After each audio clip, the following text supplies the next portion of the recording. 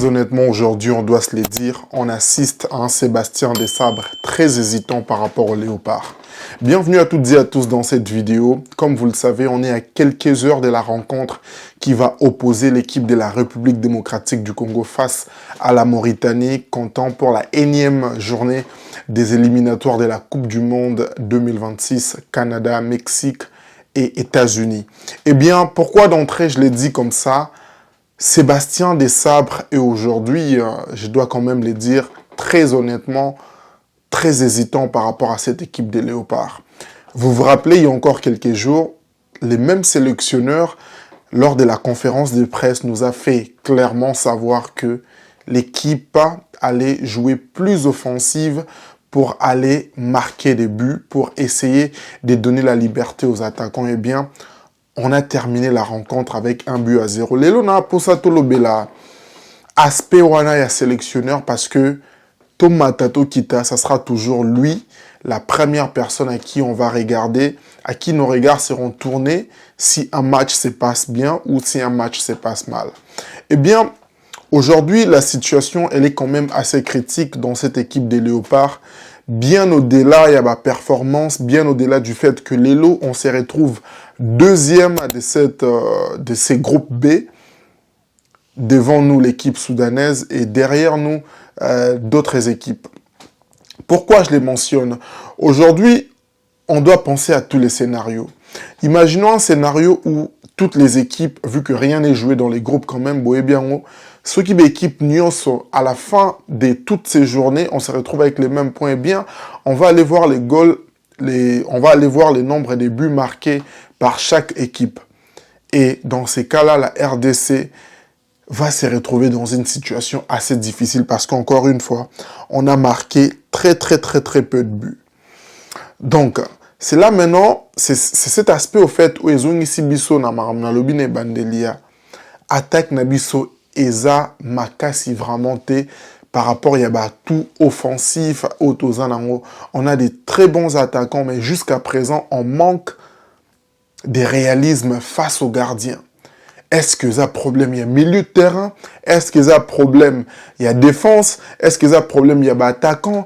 Est-ce que ça problème, il y a sélectionneur? Et moi, je pense qu'aujourd'hui, système de jeu proposé par Sébastien Desabre commence à montrer ses limites par rapport à l'équipe nationale. Oui, aujourd'hui, beaucoup de gens, j'ai vu sur les réseaux, non, c'est bien l'essentiel, ça toujours à 3 points, bon, oui. Avoir les 3 points, c'est bon. Mais je vous rappelle une chose aujourd'hui. On ne doit pas oublier les passés parce que c'est grâce à lui que se servira poto kende liboso. Dans ce même contexte, contre la Tunisie, on a eu on a eu les mêmes problèmes, pardon, les mêmes problèmes où Salah qui était au Kenya la Coupe du Monde. Dans la CAN précédente, dans la compétition tout majeure, on remarque au fait, et comme on a moi problème dans notre équipe nationale, c'est manque de réalisme. On a très rarement assisté à un Congo, à une équipe congolaise qui marque 5, 6, 7 buts. Chose qui n'est pas impossible si on regarde l'équipe qu'on a aujourd'hui, si on regarde les atouts du milieu de terrain, en attaque, ou même dans la profondeur, il y a ban abisso. On remarque qu'on a des joueurs qui peuvent faire la différence. Mais aujourd'hui, qu'est-ce qui ne marche pas dans cette équipe? Est-ce que Sébastien Desabre privilégie certains ou laisse-moi la chance à d'autres? Est-ce que dans cette étape, il y a compétition, dans cette étape, il y a éliminatoire, est-ce le moment d'essayer des tactiques ou d'essayer tel ou tel autre joueur? Les matchs contre l'équipe sud-soudanaise étaient un match où on pouvait gagner largement 3, 4, 5 buts à 0. Donc, plus on laisse ces erreurs-là, plus on va peut-être commencer à avoir des sérieux problèmes qui ne vont pas nous permettre de bien se positionner. Donc aujourd'hui, on se retrouve dans cette réalité. Et moi, c'est vraiment une position que je voulais défendre aujourd'hui. Je respecte beaucoup les coachs, je respecte beaucoup les joueurs, mais c'est quand même important aussi de parler des choses quand elles ne vont pas bien. Je vous mets tout de suite là la capture d'écran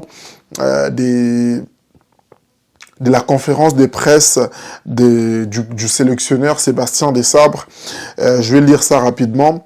Là, c'est le premier match de la phase retour. Les impressions sont que nous, on est positionné en haut du classement, qu'on est concentré pour prendre étape par étape et essayer de se rapprocher au maximum de notre objectif, qui est la qualification pour la Coupe du Monde. C'est à l'extérieur. On doit être capable de gérer tous les événements qui peuvent se présenter devant nous en toute humilité, avec beaucoup de concentration. Non, je pense que toute équipe qui veut se qualifier pour la Coupe du Monde, que des matchs difficiles, ce sont des matchs très difficiles, quel que soit l'adversaire. On connaît les passés avec la Mauritanie. J'espère que demain, ça sera une toute autre image du football mauritanien qu'on avait pu voir lors de notre première rencontre. On avait vu des choses que l'Afrique n'a pas besoin, avec un arbitre qui avait été suspendu 3 mois après notre match. On espère que demain, ça sera du beau spectacle contre une bonne équipe, parce que la Mauritanie est en pleine progression. Avant, après Corentin, Amir est maintenant avec un coach espagnol. Je sais qu'effectivement, ils sont assez loin au classement et que leur objectif est forcément de reconstruire quelque chose d'une équipe. Qu'est-ce que je pense de dire? Après, les coachs ont parlé, les sélectionneurs ont parlé de beaucoup de choses. Mais c'est quand même intéressant ici. Il s'est plus focalisé sur l'équipe et sur ses passés. Vous le savez, ces matchs nuls qu'on a eu avec cette équipe mauritanienne, il s'est passé beaucoup de choses dont il a d'ailleurs mentionné ici. C'est assez intéressant de l'écouter. C'est notre sélectionneur. Il a quand même l'art de bien s'exprimer lors des conférences des presses. Mais ici, vous allez constater que l'accent n'a pas vraiment été mis sur l'équipe en tant que telle.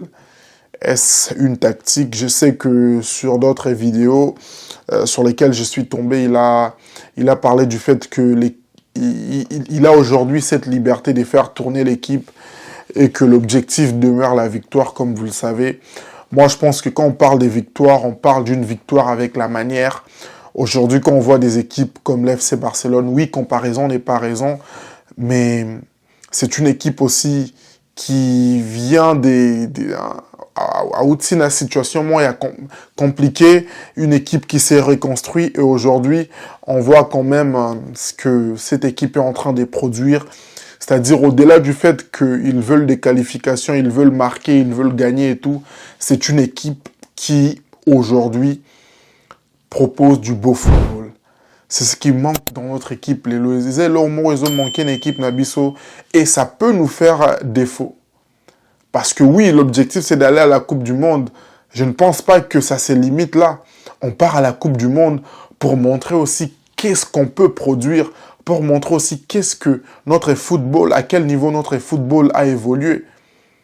Et ça passe par toutes ces rencontres. C'est la raison pour laquelle les éliminatoires existent. C'est parce que déjà, lors des éliminatoires, on montre une certaine image de l'équipe. Et ce qu'on est en train de montrer aujourd'hui, moi, je trouve que ce n'est pas assez au vu de ce qu'on peut montrer.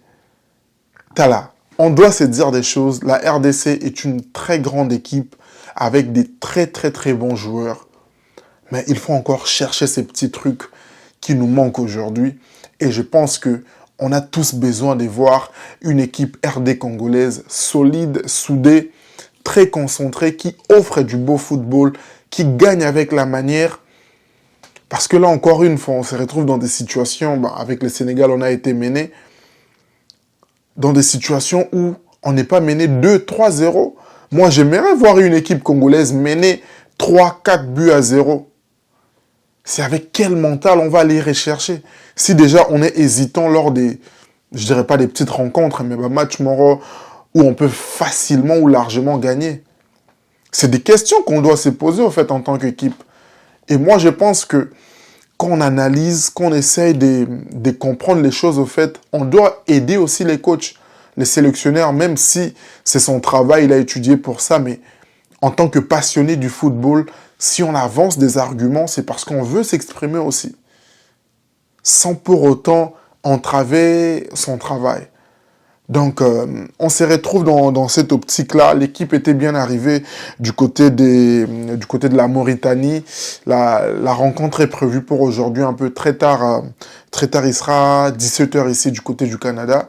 Je ne sais pas s'il sera que l'heure de l'autre côté, là-bas en Afrique et tout, en Mauritanie. Mais j'espère que voilà, vous allez bêler pendant la rencontre. Voilà. Et voilà, aujourd'hui, je voulais vraiment parler de ça et tout. Et au-delà de tout, je dirais que c'est un match Maroc qui restait quand même ouvert. La Mauritanie est une très belle équipe. Plus encore, ils vont jouer à domicile. Il y a un public qui va se déplacer, qui va venir les suivre. Donc, c'est assez intéressant. Et la RDC, on l'a vu aussi hein, lors des matchs à l'extérieur, tout avec ça visage moussoussou. Mais est-ce que ça sera une image assez suffisante pour aller décrocher? Donc aujourd'hui, je le disais, quand on est une très grande équipe, je pense que c'est quand même important d'aller chercher la victoire avec la manière, d'aller jouer chaque match avec motivation, sérieux. Et je pense que cette équipe congolaise aujourd'hui a toutes les capacités du monde de pouvoir produire du très beau spectacle. L'équipe mauritanienne, c'est quand même une équipe qu'on connaît aussi assez bien, je le disais ici, les matchs un but partout qu'on a eu à voir sous Sébastien Desabre aussi, si je ne m'abuse pas. Les images d'ailleurs sont là en train de défiler. Et voilà. Donc avec une victoire, on peut très bien se positionner pour les prochains matchs qui vont quand même être des matchs assez difficiles. On va jouer les Togo, on va jouer les Sénégal et on va jouer l'équipe soudanaise. Ça sera des matchs très très très compliqués. Mais je pense que ça passe par ce genre de tests pour dans l'accès que on est une équipe qui sera capable de produire du très beau spectacle lors de la Coupe du Monde, de cette grande messe du football mondial. Dites-moi en commentaire, c'est quoi vos pronostics par rapport à cette rencontre? Moi, je vois bien une équipe RD congolaise s'imposer sur les scores des 2 buts à 1. Je vous rappelle que ça ne sera pas un match facile, à moins d'un miracle où la RDC surprend tout le monde avec des attaquants réalistes qui vont saisir chaque occasion. Une équipe qui ne va pas forcément se reposer sur ses individualités, mais une équipe qui va démontrer une certaine cohésion dans la construction, dans la manière, dans la discipline tactique et surtout dans la manière de présenter, de produire un beau jeu, un très beau spectacle. On a des joueurs très techniques qui font la différence. Pas besoin pour moi ici hein, de citer leur nom, vous le connaissez. Mais voilà, l'émotion prend quand même les dessus. Euh, voilà, donc Boïb, ça n'a pas commentaire, comment vous pressentez cette rencontre? Est-ce que on a les atouts nécessaires pour aller chercher cette victoire? Si c'est le cas, eh bien faites-le moi savoir. Moi, j'annonce 2 buts à 1 pour la RDC, avec peut-être un doublé de Johan Wissa. J'ai dit ça, j'ai dit rien. Et voilà, donc bon match à nos léopards et j'espère que vous serez nombreux à suivre cette rencontre partout où vous êtes. Bonne chance à nos léopards. Je réponds au nom de Andy Longane, créateur de contenu congolais basé du côté de Montréal. Quant à moi, je vous dis à la prochaine et on se retrouve après les matchs pour un débrief complet. Ciao!